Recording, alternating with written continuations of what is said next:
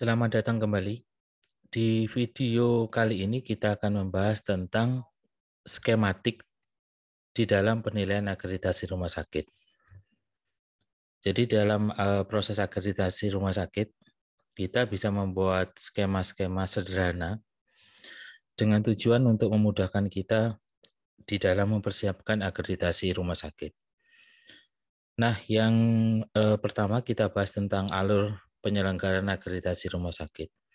Jadi sebagaimana kita ketahui di dalam banyak sekali sosialisasi yang dilakukan oleh Kementerian Kesehatan. Kegiatan akreditasi rumah sakit itu dapat dilakukan menggunakan survei daring. Survei daring ini tujuannya itu adalah untuk melakukan telaah dan klarifikasi dari dokumen. Dokumen yang dimaksud itu adalah dokumen yang dikategorikan sebagai regulasi dan dokumen implementasi yang dikategorikan sebagai dokumen atau D. Nah, setelah dilakukan proses klarifikasi dan telah ada dokumen, selanjutnya akan dilakukan kegiatan survei berupa telusur dan kunjungan lapangan yang dilakukan secara luring. Nah, untuk selanjutnya nanti surveyor akan melaporkan hasil akreditasi dan memberikan rekomendasi kepada lembaga independen penyelenggara akreditasi yang selanjutnya melalui sebuah board atau dewan penilai atau komite penilai akan diajukan kepada Kementerian Kesehatan untuk kemudian diterbitkan sertifikat bersama antara lembaga independen penyelenggara akreditasi rumah sakit dan Kementerian Kesehatan. Di dalam skema kita mempersiapkan akreditasi rumah sakit. Tanggung jawab rumah sakit adalah melakukan upload dokumen sesuai dengan elemen penilaian ke dalam sistem informasi lembaga independen penyelenggara akreditasi rumah sakit. Sehingga diharapkan nanti pelaksanaan survei secara daring dapat berlangsung dengan sukses. Survei secara daring ini dilakukan H-3 sampai dengan H-4 akreditasi rumah sakit. Setelah survei daring dilakukan, akan dilanjutkan kunjungan dan telusur lapangan pada rumah sakit. Nah, persiapan untuk pelaksanaan akreditasi idealnya dipersiapkan 3 sampai dengan 6 bulan sebelum pelaksanaan penilaian akreditasi. Di dalam kriteria kelulusan di dalam akreditasi, kita memberikan prioritas kelulusan akreditasi berdasarkan Keputusan Menteri Kesehatan nomor 1128 tahun 2022. Pemerintah melalui Kementerian Kesehatan itu memberikan prioritas yang tinggi terhadap sasaran keselamatan pasien. Jadi kalau kita lihat tentang kelulusan akreditasi rumah sakit, bila mana sasaran keselamatan pasien nilainya kurang dari 70%, ini langsung disebut tidak terakreditasi. Bila sasaran keselamatan pasien nilainya lebih dari 80%, bila semua bab secara total itu 80%, maka kelulusannya adalah paripurna. Bila total bab di dalam akreditasi rumah sakit termasuk sasaran keselamatan pasien di dalamnya lebih dari 80%, secara total ada 12 sampai dengan 15 bab pada rumah sakit pendidikan atau wahana pendidikan dikategorikan sebagai utama. Bila total bab yang lulus adalah 12 sampai dengan 14 bab, maka dikategorikan sebagai utama untuk rumah sakit non-pendidikan atau non-wahana pendidikan. Bila kelulusan total babnya yang lulus kurang dari 8, maka dikatakan tidak terakreditasi dan rumah sakit harus mengajukan akreditasi kembali. Nah, bila sasaran keselamatan pasien nilainya lebih besar sama dengan 70%, dan total bab yang lulus itu adalah 8 sampai dengan 11 bab, maka dikategorikan dengan madya. Sehingga dari sebuah skema penilaian ini bisa kita simpulkan bahwasanya rumah sakit harus memprioritaskan tentang bab sasaran keselamatan pasien. Jadi diharapkan bab sasaran keselamatan pasien dapat lulus dengan baik dengan nilai lebih dari 80%. Nah, di dalam kita mempersiapkan akreditasi rumah sakit, tentu kita rumah sakit harus mampu untuk kemudian mempelajari bagaimana instrumen akreditasi yang dimiliki lembaga independen penyelenggara akreditasi itu kemudian dibuat dan dipersiapkan untuk menilai rumah sakit. Jadi itu kita istilahkan dengan kerangka penilaian akreditasi rumah sakit. Jadi di dalam kerangka penilaian akreditasi rumah sakit, Kementerian Kesehatan melalui keputusan Menteri Kesehatan telah menerbitkan standar akreditasi rumah sakit di tahun 2022. Di dalam standar tersebut disebutkan tentang elemen penilaian. Elemen penilaian ini nanti merupakan cara menilai berkaitan dengan bab di dalam maksud dan tujuannya. Misalkan kita ambil contoh, elemen penilaiannya itu adalah berkaitan dengan bab komunikasi efektif atau KE, bab ke-14, standar kedua, dan elemen penilaiannya adalah delta atau D. Disebutkan terdapat bukti pemberian informasi untuk pasien dan keluarga mengenai asuhan dan pelayanan di rumah sakit. Langkah berikutnya adalah menentukan subjek atau kalimat kunci. Dari elemen penilaian tersebut, kita bisa membuat kalimat kunci, yaitu terdapat bukti pemberian informasi. Jadi surveyor di dalam akreditasi rumah sakit akan mencari bukti rumah sakit telah memberikan informasi kepada pasien dan keluarga mengenai asuhan dan pelayanan di rumah sakit. Nah, dari cara pandang surveyor mencari bukti rumah sakit telah memberikan, maka kita akan melakukan kategorisasi. Bukti tersebut dalam bentuk apa? Apakah dalam bentuk regulasi, ataukah dalam bentuk dokumen, ataukah dalam bentuk observasi, wawancara, atau simulasi. Jadi kalau kita lihat yang dicari adalah bukti telah memberikan informasi, berarti ada aktivitas pemberian informasi yang dilakukan kemarin dan surveyor datang untuk kemudian mengetahui apakah telah dilakukan. Nah, ini adalah potret dari pelaksanaan kegiatan atau aktivitas kegiatan yang sudah berlangsung sebelumnya. Jadi kalau kita kategorikan itu, maka bukti rumah sakit telah memberikan informasi kepada pasien dan keluarga itu dapat dikategorikan sebagai observasi. Dapat dikategorikan sebagai observasi. Jadi apabila di dalam elemen penilaian itu disebutkan kalimat rumah sakit telah menetapkan, kata-kata telah menetapkan itu merujuk pada regulasi. Jadi pengkategorian di dalam regulasi. Jadi untuk bab ini maka dikategorikan sebagai observasi. Nah, proses observasi itu dilakukan secara luring. Jadi kategori dokumen observasi, wawancara, dan simulasi kita akan melihatnya secara luring. Sedangkan untuk kategori dokumen yang dikategorikan dengan regulasi dan dokumen itu dilihatnya secara daring. Nah, pada kegiatan secara daring, jenis penilaian untuk regulasi ini dikategorikan sebagai jenis penilaian yang keempat, yaitu regulasi. Kemudian jenis penilaian untuk dokumen secara daring ini dikategorikan sebagai nomor 5, yaitu dokumen rapat atau pertemuan. Kemudian kategori yang keenam itu adalah dokumen pelatihan, kategori yang ketujuh adalah dokumen orientasi staf, dan kategori penilaian yang ke-10 dan ke-11 itu rekam jejak.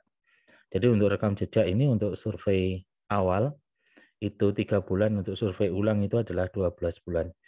Jadi di dalam keputusan Menteri Kesehatan nomor 1130 tentang petunjuk pelaksanaan akreditasi, ada 12 cara surveyor menilai akreditasi di rumah sakit. Kita lanjutkan untuk kegiatan yang luring. Kegiatan luring itu adalah melihat dokumen observasi, wawancara, dan simulasi. Hanya saja nanti untuk model pendekatannya itu adalah model pendekatan telusur. Baik itu adalah telusur pasien, telusur manajemen fasilitas keselamatan, telusur edukasi staf, dan telusur-telusur yang lainnya. Telusur tersebut memiliki skema acara telusur yang ditentukan atau yang bisa kita temukan di dalam keputusan Dirjen Pelayanan Kesehatan. Jadi misalkan telusur berbasis pasien, maka menggunakan rekam medik untuk kemudian mencari atau untuk mengetahui proses asuhan yang dialami oleh pasien. Nah, jenis penilaian untuk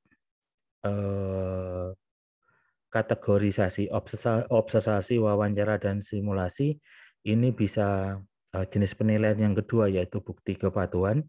Penilaian yang ketiga itu adalah hasil wawancara, atau penilaian yang ke-8 itu observasi pelaksanaan, yang ke-9 itu adalah hasil simulasi, dan penilaian yang ke-12 itu adalah kelengkapan rekam medik.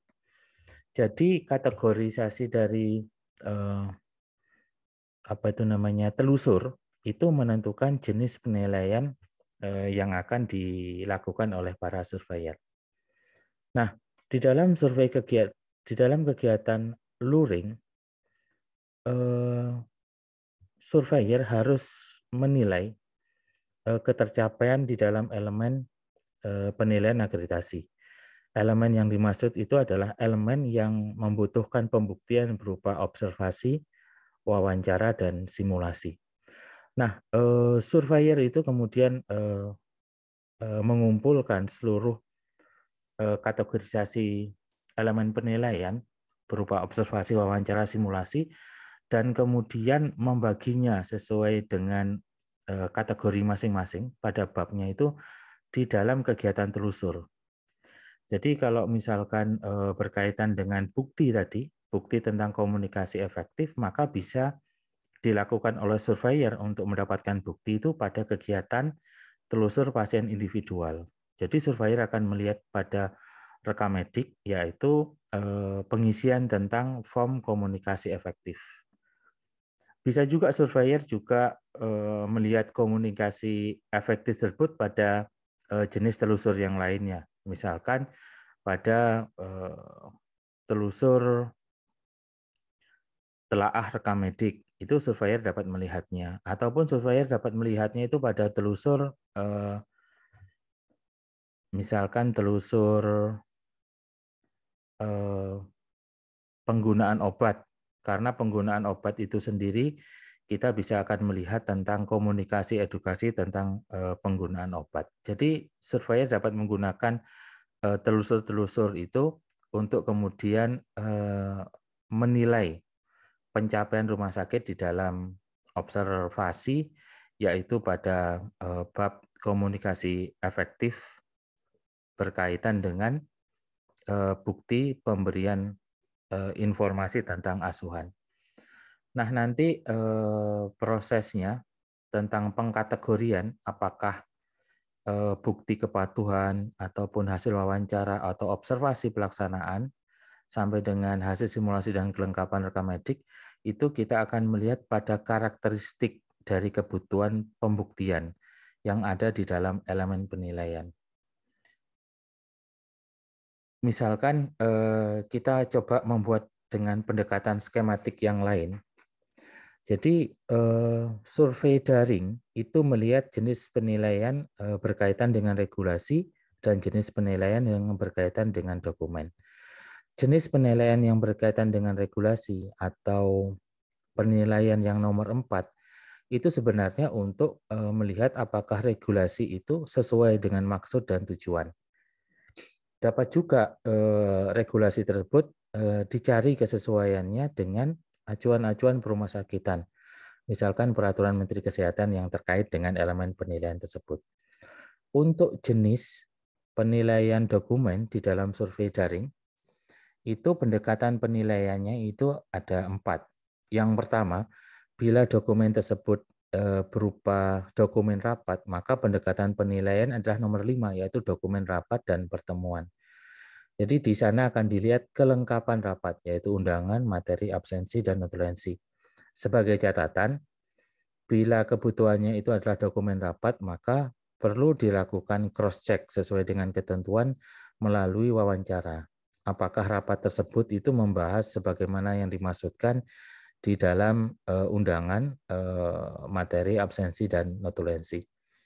Kemudian jenis penilaian terkait dokumen. Yang kedua adalah bila dokumen tersebut pelatihan. Maka penilaiannya itu ditentukan apakah laporan pelatihan tersebut lengkap. Misalkan ada kerangka acuan pelatihan dan lain sebagainya. Kemudian dokumen penilaian berikutnya itu adalah orientasi staf. Ini dilakukan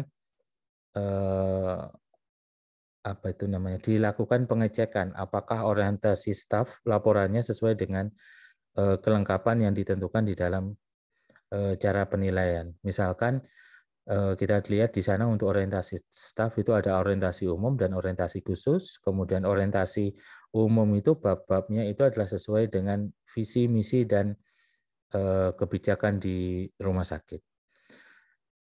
Kemudian yang terakhir itu adalah jenis penilaian dokumen yang berkaitan dengan rekam jejak kepatuhan. Rekam jejak kepatuhan ini untuk akreditasi awal 3 bulan, untuk akreditasi ulang 12 bulan.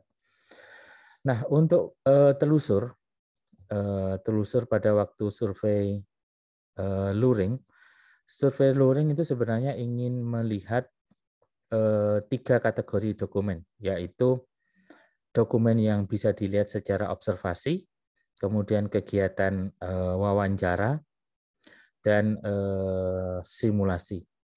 Nah, untuk observasi, cara menilainya itu ada 3, yaitu nomor 2, yaitu bukti kepatuhan. Ini apakah ditemukan seragam, kemudian yang kedua itu adalah observasi pelaksanaan. Jadi surveyor itu akan melihat konsistensi dari aktivitas. Kemudian yang ketiga itu adalah kelengkapan rekam medik. Jadi untuk 3 bulan untuk survei awal dan 12 bulan untuk akreditasi. Untuk kemudian jenis penilaian wawancara ini, cara penilaiannya tentu menggunakan wawancara. Yang diwawancarai itu adalah 10 staf.